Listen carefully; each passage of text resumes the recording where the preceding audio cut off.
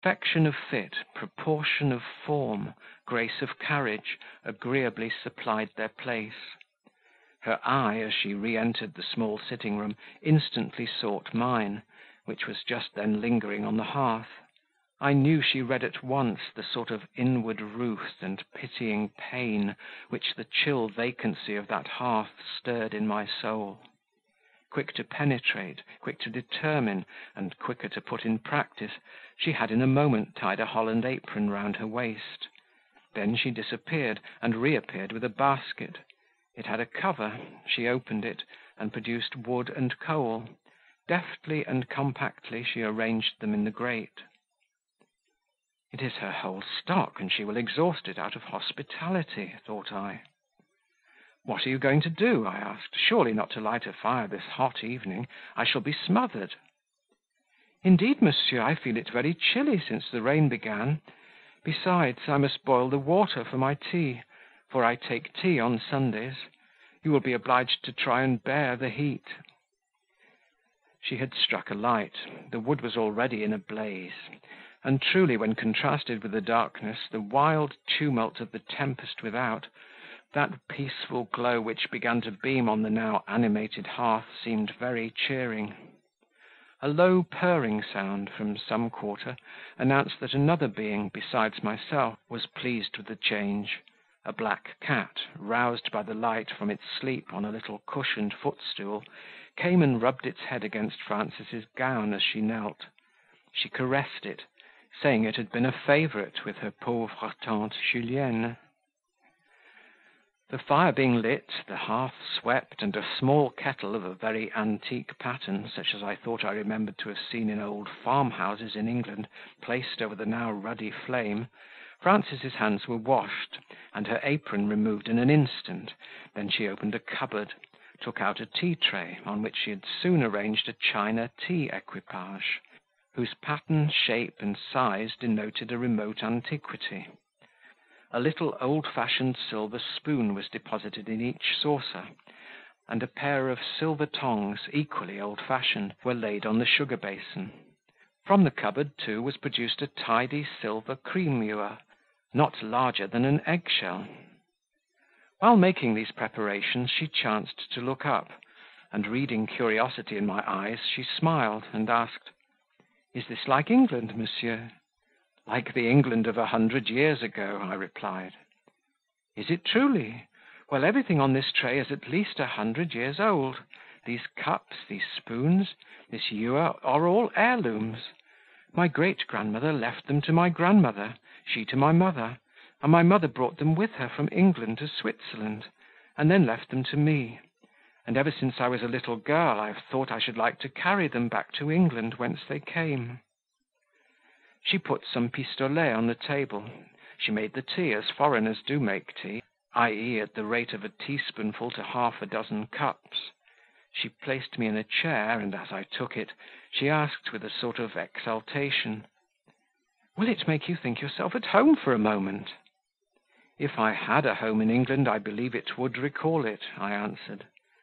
And in truth there was a sort of illusion in seeing the fair-complexioned English-looking girl presiding at the English meal, and speaking in the English language. "You have then no home?" was her remark. "None, nor ever have had. If ever I possess a home, it must be of my own making, and the task is yet to begin." And as I spoke, a pang new to me shot across my heart. It was a pang of mortification at the humility of my position, and the inadequacy of my means, while with that pang was born a strong desire to do more, earn more, be more, possess more. And in the increased possessions my roused and eager spirit panted to include the home I have never had, the wife I inwardly vowed to win.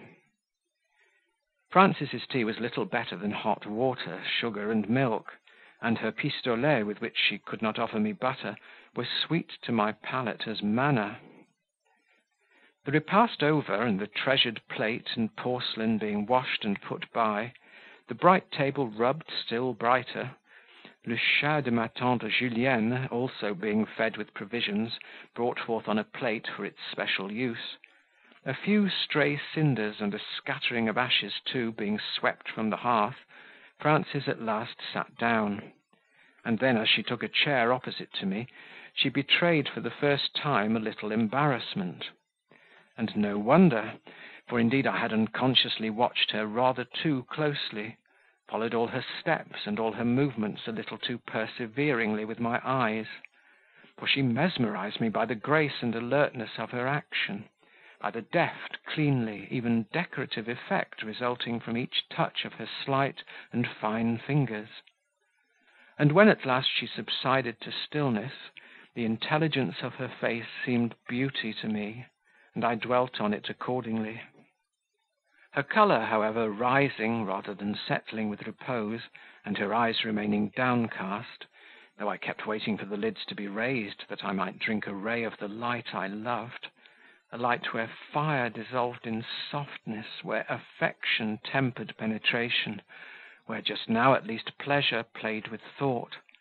This expectation not being gratified, I began at last to suspect that I had probably myself to blame for the disappointment. I must cease gazing, and begin talking, if I wished to break the spell under which she now sat motionless. So, recollecting the composing effect which an authoritative tone and manner had ever been wont to produce on her, I said, "Get one of your English books, mademoiselle, for the rain yet falls heavily, and will probably detain me half an hour longer." Released and set at ease, up she rose, got her book, and accepted at once the chair I placed for her at my side. She had selected Paradise Lost from her shelf of classics, thinking, I suppose, the religious character of the book best adapted it to Sunday. I told her to begin at the beginning, and while she read Milton's invocation to that heavenly muse, who on the secret top of Oreb or Sinai had taught the Hebrew shepherd how in the womb of chaos the conception of a world had originated and ripened, I enjoyed undisturbed the treble pleasure of having her near me, hearing the sound of her voice, a sound sweet and satisfying in my ear, and looking by intervals at her face. Of this last privilege I chiefly availed myself when I found fault with an intonation, a pause, or an emphasis. As long as I dogmatized, I might also gaze, without exciting too warm a flush. "Enough," said I, when she had gone through some half-dozen pages, a work of time with her, for she read slowly, and paused often to ask and receive information. "Enough, and now the rain is ceasing, and I must soon go." For indeed at that moment, looking towards the window, I saw it all blue; the thunderclouds were broken and scattered, and the setting August sun sent a gleam like the reflection of rubies through the lattice. I got up, I drew on my gloves. "You have not yet found another situation to supply the place of that from which you were dismissed by Mademoiselle Reuter?" "No, monsieur. I have made inquiries everywhere, but they all ask me for references; and to speak truth, I do not like to apply to the directress, because I consider she acted neither justly nor honourably towards me.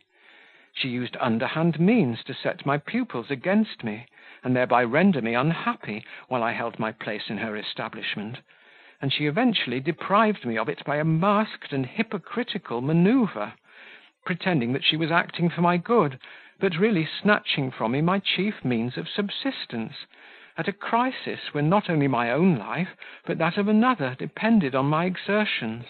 Of her I will never more ask a favour." "How then do you propose to get on? How do you live now?" "I have still my lace-mending trade. With care it will keep me from starvation, and I doubt not by dint of exertion to get better employment yet. It is only a fortnight since I began to try. My courage or hopes are by no means worn out yet." "And if you get what you wish, what then? What are your ultimate views?" "To save enough to cross the Channel. I always look to England as my Canaan." "Well, well, ere long I shall pay you another visit. Good evening now." And I left her rather abruptly. I had much ado to resist a strong inward impulse, urging me to take a warmer, more expressive leave. What so natural as to fold her for a moment